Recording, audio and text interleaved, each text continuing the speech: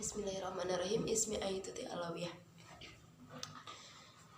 Satarjama minas safhah Mi'atan salasunillah khair. Al-muhasabatu 'ala ni'ami. Akhbarullah subhanahu bi anna al-'abda sayus'alu yawmal qiyamah an syukri ma an'ama bihi 'alaihi minan ni'ami. Qala ta'ala summa la tas'alunna yawma idzin 'anil na'im. Wa la syakka anna ni'amullah 'ala ibadihi la ta'udu wa la tuhsa. Wa abrazaha ni'matal amni wa sihhata wa rizqa wal faragha wal aulada wa zurriyyata wa nahwu dzalik. Qala ta'ala wa in ta'uddu ni'matallahi la tahsuha. Walidzalika yanbaghi 'alal muslimi ay yustash'ira ni'amallah wa yuhasiba nafsahu 'ala qiyami bi syukriha wa yu'atibu tilka an-nafs idza tahawanas fi syai'in minan ni'ami aw istaqalas bi sya'nihi. Qala al-imam Ibni Qayyim rahimahullah wa na'imu al-mas'ulu anhu naw'ani naw'u khida min halihi wa surifa fi haqqihi fayus'alu an syukrihi wa naw'u khida bi ghairi halihi wa surifa fi ghairi haqqihi fayus'alu an mustakhrijihi wa masrafihi fa idza kana al-'abdu mas'ulan wa muhasiban ala kulli syai'in hatta ala sam'ihi wa basarihi wa qalbihi wa huwa haqiqun ay yuhasiba nafsahu qabla ay yunaqqisha hisaba. Wa qala aidan mubayyinan majalati muhasabatun nafsi 'ala ni'ami wa ubudiyatil abdi tujabuha wa amma ubudiyatun ni'ami fa ma'rifatuha wal itirafi biha awalan summa al-iyadu bihi subhanahu ay yaqa fi qalbihi nisbatuha wa idafatuha ila siwa wa in kana sababan minal asbabi fa huwa musabbabah wa muqayyimah fa ni'matu minhu wahdahu bi kulli wajhin wa i'tibarin summa sana'i biha alaihim wa mahabbatihi alaihi wa syukrihi bi ay yasta'milaha fi ta'atihi wa man la ta'ifi ta'abbud bin ni'ami ay sura qalilaha alaihi wa yastaqullu kasirun syukrihi alaiha. Kama bayyana rahimahullah anna alal abdi ay yuqayyisa baina ni'matallah alaihi wa baina ma yaqa'a fihi minal ma'asi fa hina idin yadharu lahu at-tafawuz wa ya'lamu annahu laysa lahu ila afwallah wa rahmatah fa yu'atibu nafsahu wa yatubu ila rabbih. Afdalul awqat lil muhasabah laysa lil muhasabah waqtun mahdudun aw sa'atun mu'ayyanah fal muslimu raqibun ala nafsihi yu'atibuha wa yuhasibuha fi kulli awqatihi wa ma'a dzalika yustahabbu lahu ay yakuna lahu majlisun ma'a nafsihi indama yuridu an-nawm liyaquma bi muhasabatiha wa hadha anfa'al awqas li annahu yuhsa ala nafsihi a'mala yawmihi liyu'rifa ar-ribaha minal khasair. Qala al-imam al-Mawardi rahimahullah fi hadisihi an muhasabatin nafsi alaihi ayatasaffaha fi lailihi ma sadara min af'ali nahari fa innal laili akhtara lil khatiri wa ajma'a lil fikri fa in kana mahmudan amdahu atba'ahu bima syaqalahu wa dahahu wa in kana mazmuman istadrakahu in amkana wa intaha an mislihi fil mustaqbal. Wa qala al-imam Ibni Qayyim rahimahullah wa huwa yatahaddatsu 'anil asbabil munjiyah min azabil qabr wa man anfa'aha ay yajlisa rajulu indama yuridun nawma sa'atan yuhasiba nafsahu fiha ala ma khasarahu wa ribhuhu fi yaumihi summa yajadadu lahu taubatan nasuhan bainahu wa bainallah fayanamu ala tilka taubah wa yazamu ala alla yu'awid dzunuba idza staiqada wa yaf'alu hadza kulli lailah fa inna mata min lailatihi mata ala taubati wa in istaiqada mustaqbalan lil amali masruran bi ta'khiri ajalihi hatta yastaqbalu rabbahu wa yastadrik ma fata wala syakka anna mimma yusa'idu ala safai dhihni sa'atul muhasabati ay yajlisal abdu ba'idan anin nasi wa yakhlu bi nafsihi li anna inshighalihi biman hawlahu yahulu duna sidqil muhasabati wa shumuliha Walihada qala Masruq rahimahullah, innal mar'a la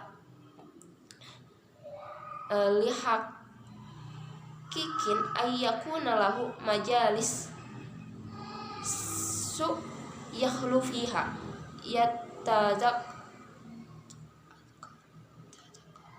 yatazakkaru dzunubihi wa yastaghfiru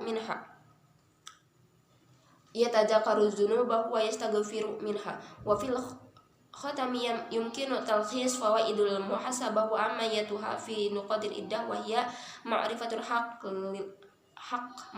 haqqillahi ta'ala wa hal qamal abdu bihi kama yanbaghi wa tadarik ma qasara fihi wal istizadah mimma ahsara fihi al itla'u ala uyubin nafsi wa mu'alajatu amradiha wa afatiha wa hadha yurisu tawaddu salah kasyafa khuda'u an-nafsi wa waswisu syaitan wa bihadza takunu al-muhasabatu wasilatan amaliyatan jaliliyatan litazkiyatin nafsi bitathhiriha minar rajail wa tahlitiha bil fadail wa amma man taraka al-muhasabah al-madu ainaihi anil awaqib fa inna dhalika yusahilu alaihi mawaqi'ah al-junubi wal ansabiha wal atkal alal afwi wal igtirari bil amani hatta yaqula hal bihi ila halaki wal khusrani al asranil mubin adanallah minat zalika. Introspeksi terhadap nikmat. Allah telah memberitahukan bahwa seorang hamba akan ditanya pada hari kiamat mengenai apakah ia bersyukur terhadap nikmat yang telah Allah berikan.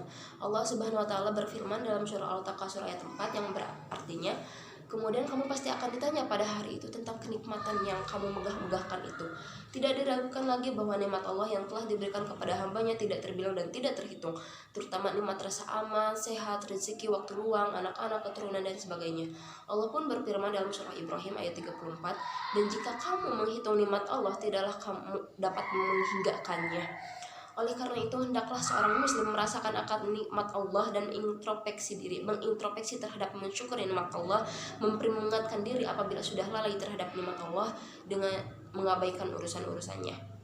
Imam Ibnu Qayyim rahimahullah berkata, nikmat yang dipertanggungjawabkan itu ada dua macam. Yang pertama yaitu nikmat yang diambil dari yang halal dan dikeluarkan pada haknya, maka akan dimintai syukurnya. Kedua, nikmat yang diambil dari yang tidak halal dan dikeluarkan bukan pada haknya, maka akan dimintai pertanggungjawaban yang telah dikeluarkan. Apabila seseorang hamba bertanggung jawab dan berintrospeksi terhadap segala sesuatu sampai telinga, mata, dan hatinya, maka hal itu nyata ia telah benar-benar mengintrospeksi diri sebelum dilakukannya penghitungan. Imam Ibnu Qayyim berkata sambil memberikan penjelasan tentang aspek-aspek introspeksi diri terhadap nikmat Allah dan pengabdiannya sebagai seorang hamba, yaitu adapun nikmat ibadah yang pertama yaitu pengetahuan dan pengakuan, kemudian berlindung kepada Allah dari segala sesuatu yang terdapat pada hatinya, bersandar kepada selain Allah. Jika ada selain Allah yang menjadi sebab datangnya rezeki, maka tetap Allah lah yang menjadikannya sebagai perantara dan memberikan nikmat tersebut. Salah satu nikmat ibadah itu adalah segala aspek dan pertimbangan pujian dan rasa cinta kepada Allah serta bersyukur telah menggunakannya dalam ketaatan kepada Allah. Di antara etika cara menyikapi nikmat adalah dengan meyakini nikmat tersebut banyak ketika sedikit secara zahir dan merasa bahwa syukur atas nikmat tersebut masih sedikit. Sebagaimana yang Allah telah jelaskan, seorang hamba dapat membedakan antara nikmat Allah dan nikmat yang ada maksiat di dalamnya karena suatu hari nanti akan nampak perbedaannya. Dan ketahuilah bahwa tidak ada sesuatu kecuali ampunan dan rahmat Allah, dan hendaklah memperbaikkan diri serta bertaubat kepada Allah. Waktu yang paling utama untuk berintrospeksi. Introspeksi tidaklah dibatasi dan ditentukan oleh waktu. Maka seorang muslim hendaklah mengawasi, memperingatkan, dan mengintrospeksi dirinya setiap waktu.